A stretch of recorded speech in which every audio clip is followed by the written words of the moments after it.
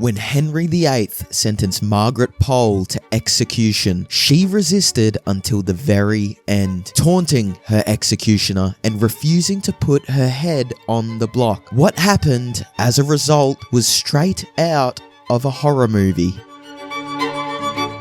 Margaret Pole was born on August 14th, 1473 to the Duke of Clarence, George Plantagenet and Isabel Neville. The setting of her birth was the lovely Farleigh Castle in Somerset, England. So, why did Margaret get to live in a castle? Well, it's probably because her family was swimming in royal blood. On her father's side, Pole had a duke for a grandfather and two very important uncles. Her uncle, Edward IV, was the King of England when Margaret was born. And her other uncle, Richard III, was the one that would eventually replace him. Back then, being so close to royalty could actually end in disaster. In 1475, Pole's mother gave birth to a boy. This was Edward. The next year, Mum was pregnant again and gave birth to another son, Richard, each son honouring a powerful uncle. Sons were what royalty usually wanted, so this family was rounding out nicely. But sadly, there was nothing but heartbreak ahead. Just 2.5 months after Pole's mother gave birth to her second son, Richard, tragedy struck. She died at the age of 25. This happened quite suddenly, and it made Pole's father suspicious. Pole's father, George, suspected that Isabel's lady-in-waiting, Anchoret Twiniho, had poisoned his wife with a drink. George soon brought Twiniho to trial, and considering his connections to the royal court, there was no chance she would get a fair one. Her execution took place in April of 1477. If you believe in karma, Margaret and her family were about to get theirs. Margaret Pole had lost her mother, and then another disaster struck. Her youngest brother, Richard, passed on when he was just 2 months old. It was now just her brother Edward, and her father George. And now, Dad was acting strange. With such a series of serious losses, George's reaction was twisted. First, there was his vendetta against his wife's lady-in-waiting. Next, he went after his brother, the king. George came up with various ways to plot against King Edward IV.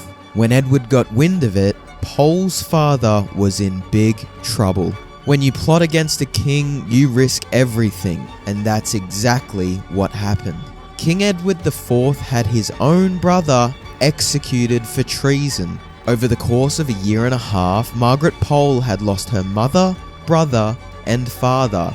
Now she and her brother Edward were very much alone, and her situation was about to get even worse. When Margaret turned 10, the King of England, her uncle Edward, passed, and his brother Richard III replaced him. Having another uncle on the throne should have meant security and comfort for the surviving Plantagenets. But then, he betrayed them. One of Richard III's first move as king was to remove Margaret and her brother from the royal line. They went into the care of one of their aunts. It seemed like they would go on to live quiet lives, but then something dramatic happened. In 1485, the Battle of Bosworth took place. Here, Henry Tudor defeated the king and took both his life and the crown. With Henry Tudor, now Henry VII, as head honcho, Margaret and her brother had very little connection to anyone royal. Now, they were really in trouble.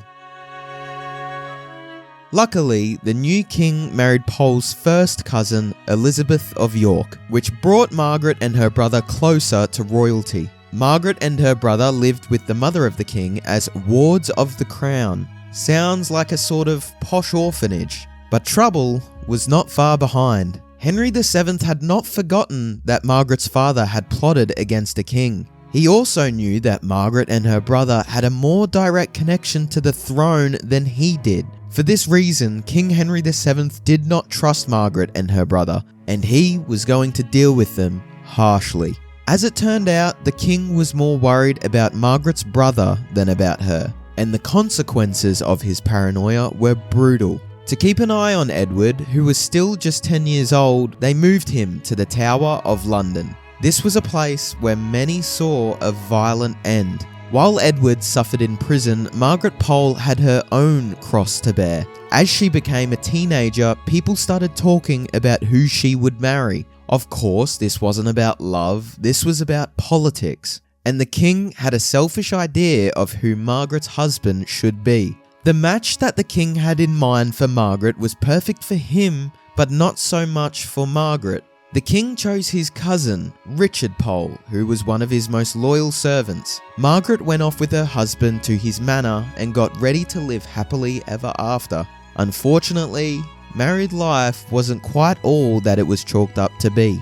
Margaret's husband Richard did well while the Tudors were in power, and Margaret did her duty as well. Her first two children were boys, Henry in 1942 and Arthur just 2 years later. As she was tending to her babies, she got horrible news. As Margaret's family grew, her younger brother was still locked up in the Tower of London. By then, he was a young adult and he somehow became mixed up in an escape attempt. Well, the prison break was a failure, and Edward would receive a severe punishment.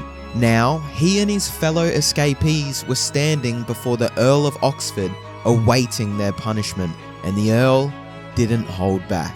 They beheaded Edward on Tower Hill. Margaret was now the only surviving member of her family. Margaret Pole barely had time to mourn her brother. After all, she still had to make babies. She added 3 more to her initial 2, a girl and 2 more boys. It was a full house, and the kids kept Margaret very busy.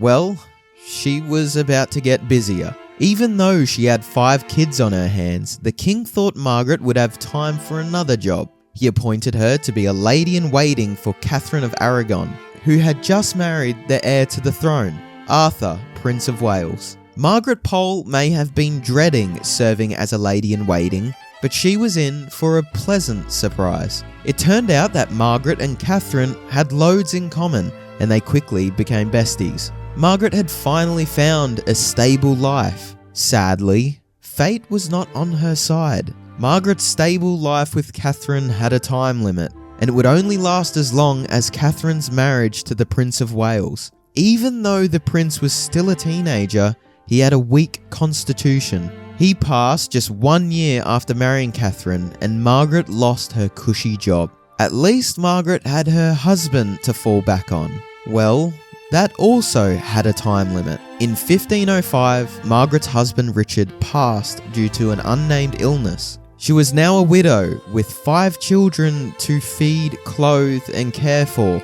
Not only was she left to fend for herself and her kids, Margaret Pole also had to scrounge up the money for her husband's funeral. The king kindly gave her the sum she needed to bury her husband, but there was a catch. Shockingly, the king said it was a loan and she would have to pay it back. Margaret was now seriously broke. Due to her financial strain, Margaret sent her 2 older sons to live in other houses of nobility. That left her with her daughter Ursula and her 2 younger sons, Reginald and Geoffrey. Sadly, she still didn't have enough money, so for Reginald, she got creative. Instead of pawning off Reginald to other noble houses, Margaret turned to the church. She handed Reginald over to the church and also handed over all financial responsibility.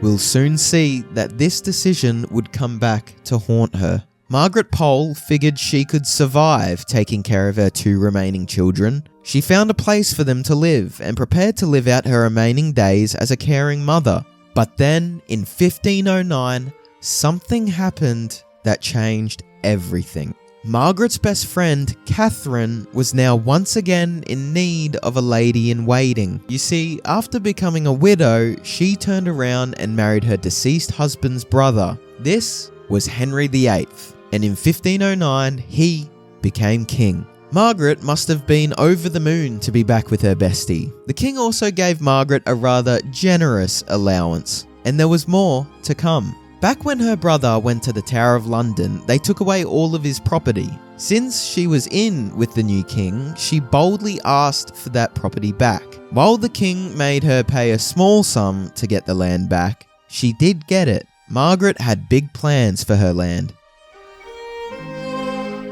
By 1517, Margaret was feeling financially comfortable and she thought it was time to build her own place. But she didn't just want a house, she wanted a castle. She paid to have Warblington Castle built in Hampshire. Being a landowner had some perks. Now that she was the owner of her castle, she also got a new title. She was now the Countess of Salisbury. In 1538, she was number 5 on the list of the wealthiest peers in England. Problems started when King Henry VIII became unhappy with his marriage. For one thing, Catherine had not had the bouncing baby boys that all kings want. The other problem was that Henry had his eye on his sister's lady-in-waiting, Anne Boleyn. Margaret's position as governess and lady-in-waiting was now in serious jeopardy. King Henry's solution to his troubled marriage was to get it annulled. As this was something new, the Pope wouldn't let Henry divorce Catherine. So, Henry took matters into his own hands. Instead of getting a new Pope, he got a new religion. This was the beginning of the Church of England, and Henry was at the head of it. Margaret was once again out of a job. She spent months in bed, and when it was all over, she had changed her mind about King Henry. Margaret Pole was now saying she supported the king's annulment, but her son wasn't. Reginald stirred up some trouble by breaking with the king over his annulment. He then went even further by calling the king a few colourful names: robber, murderer, an enemy to Christianity. Reginald was playing with fire. Margaret had seen firsthand what happened to her family members when they went against the king, and now, because of her son's behaviour, the king wanted to talk to Margaret. In short, he wanted her to deal with her son. Margaret sent Reginald a letter asking him to stop and telling him that she couldn't bear the king's wrath. There's a good reason why her letter may have fallen on deaf ears. Remember, Margaret had given Reginald up to the church. Some believe that Reginald had not forgiven his mother for this, so he might not have cared if his mother was facing the wrath of the king. Lucky for Margaret, the king's wrath was about to fall on someone else.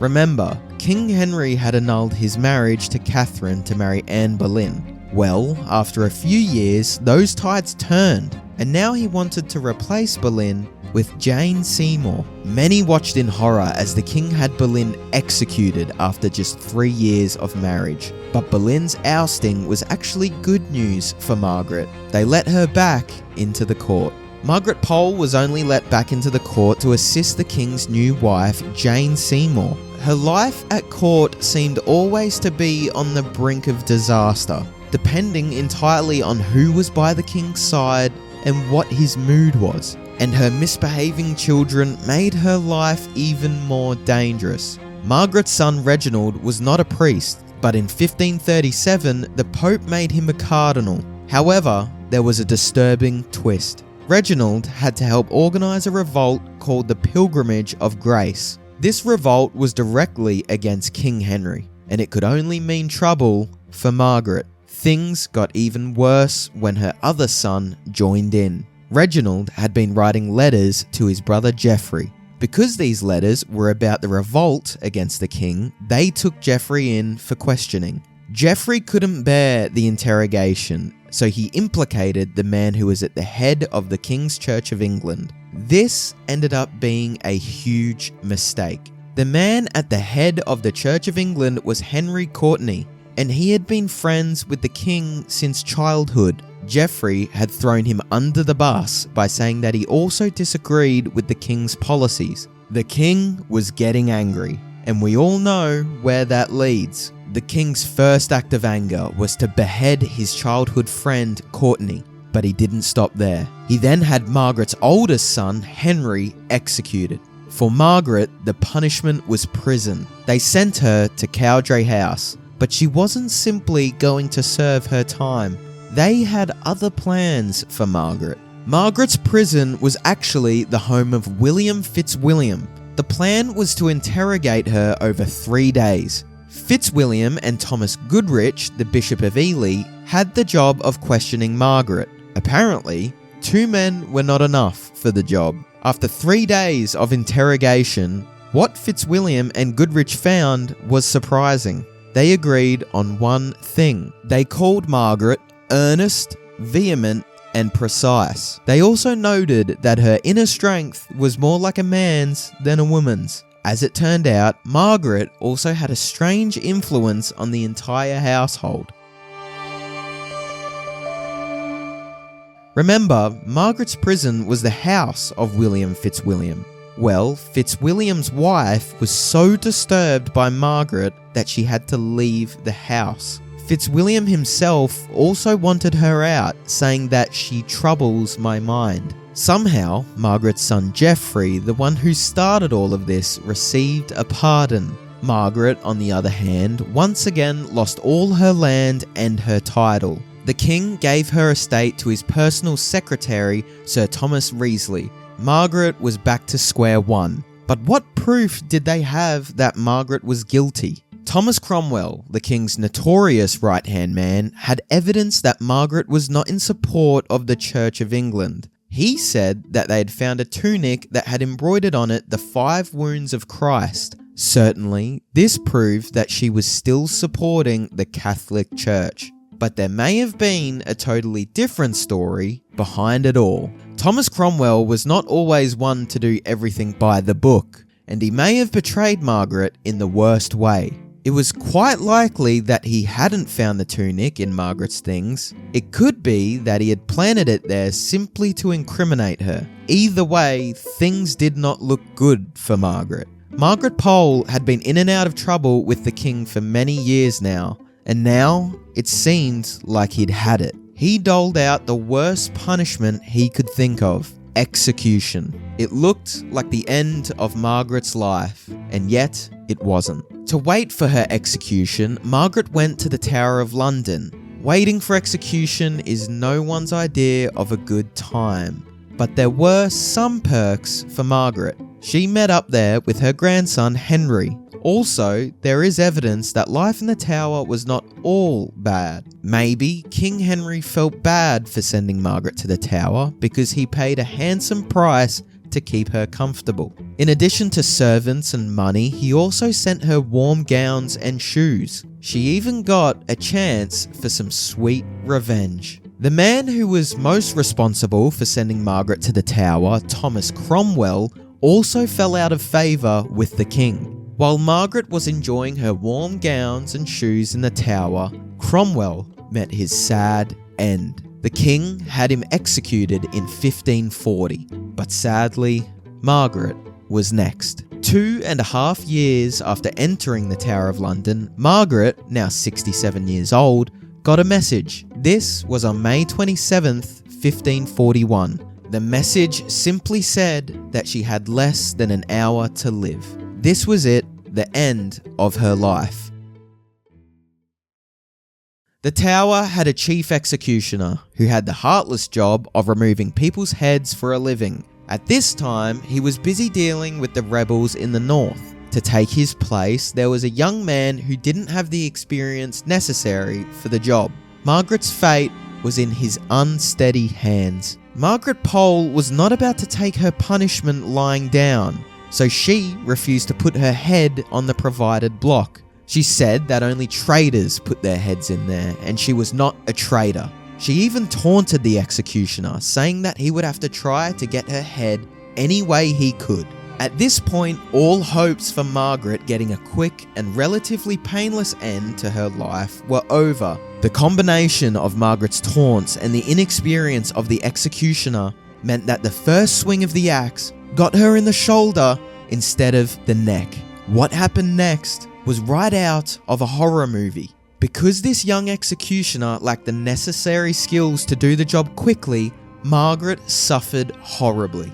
In the end, it took 11 swings of the axe to get Margaret's head separated from her body.